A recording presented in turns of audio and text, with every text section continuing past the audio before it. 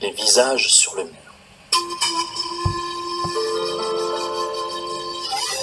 Deux sœurs vivaient ensemble. L'aînée était très belle et la cadette très laide. La belle était courtisée par tous les jeunes hommes des environs et celle qui était laide n'attirait même pas le regard des vieillards. Et pourtant, la vilaine avait un cœur en or et la belle était méchante et prétentieuse. Ainsi va le monde. Un soir, la jeune fille laide se dit « Ici, rien de bon ne m'attend. Je construirai une maison à la montagne et j'y vivrai seule. Plus personne ne verra mon visage ni ne se moquera de moi. »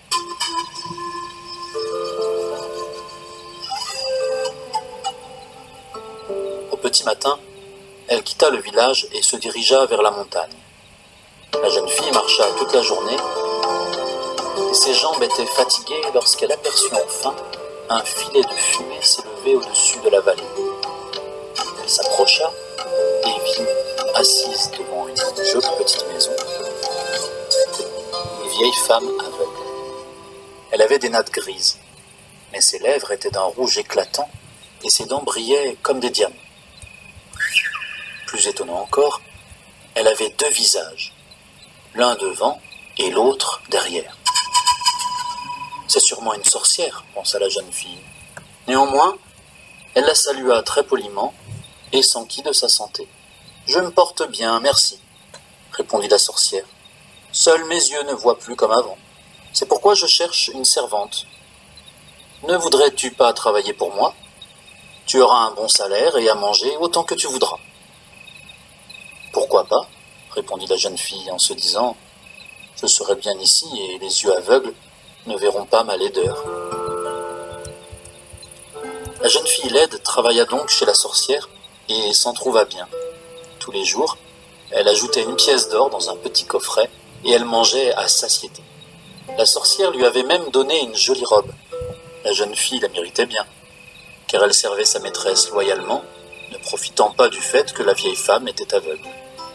Elle balayait la poussière et raccommodait le linge avec de tout petits points. Le temps passa et une année s'écoula. « Ton service chez moi se termine, » dit un jour la sorcière à la jeune fille. « Tu peux à présent rentrer chez toi. »« Oh non, s'écria-t-elle, je veux rester ici, toi. Tu ne vois pas la laideur de mon visage, tu ne connais que le son de ma voix et le travail de mes mains. Mais les autres se moquent de moi, je ne veux plus jamais les revoir. »« Tu as un visage ingrat, mais un cœur en or, » répondit la sorcière.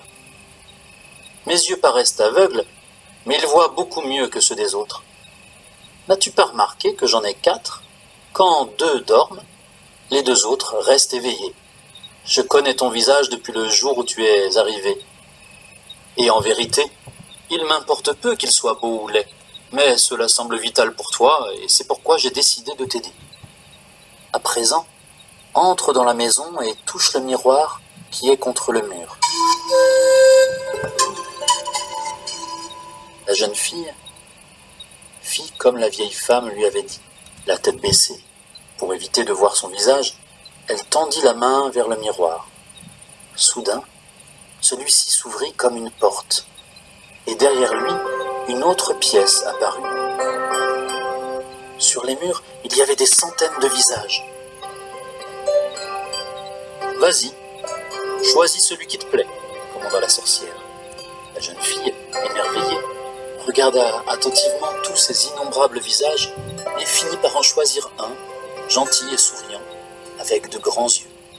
Dès qu'elle l'eut désigné, la sorcière prit le visage de la jeune fille dans ses mains et le suspendit au mur. Puis elle posa sur sa tête le nouveau visage. Comme elle était belle à présent. « Rentre chez toi et vis en paix, » lui dit la sorcière. Puis elle tendit à la jeune fille son coffret en clamant « Double est ma face, que double soit ton contenu. » Aussitôt dit, aussitôt fait. Le coffret fut immédiatement rempli de pièces d'or. La jeune fille remercia la sorcière et lui fit ses adieux. Puis elle rentra chez elle en courant. Elle était heureuse, belle et riche. Que demander de plus? Sa sœur aînée n'arrivait pas à en croire ses yeux.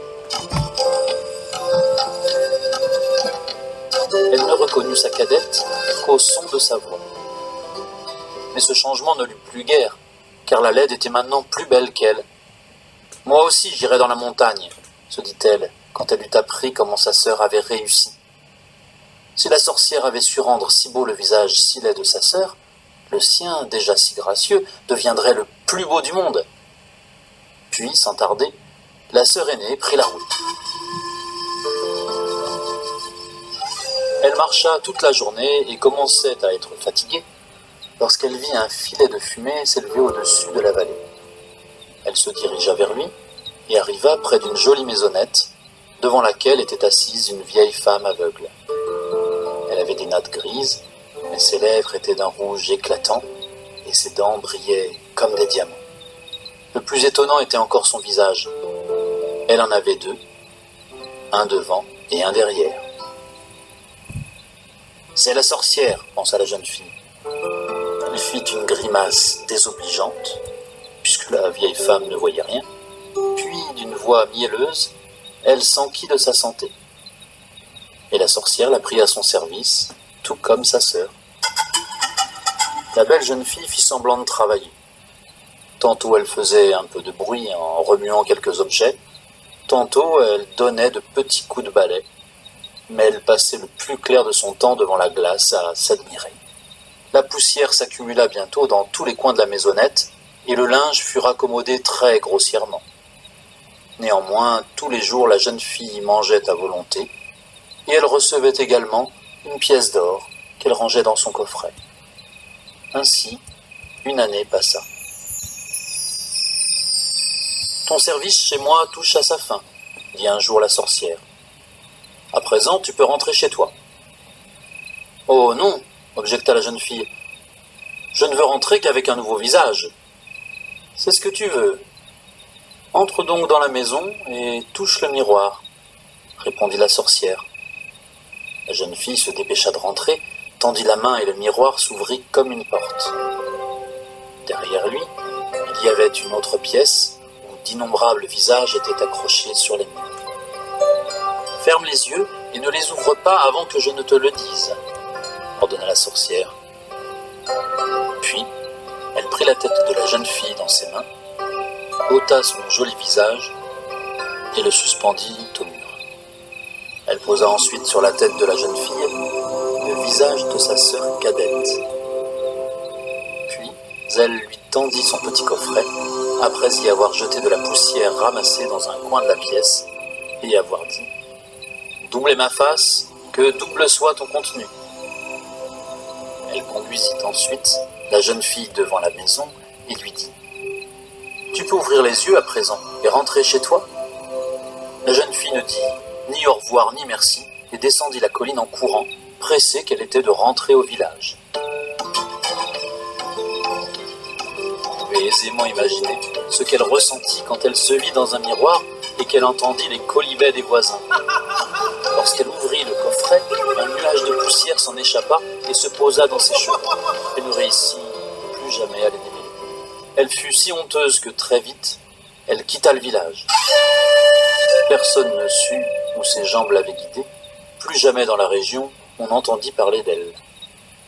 Sa sœur cadette épousa un homme beau et aimable, et ils vécurent heureux et en paix. Certes, le beau visage de la jeune femme allait vieillir un jour, mais un cœur bon le reste toute une vie.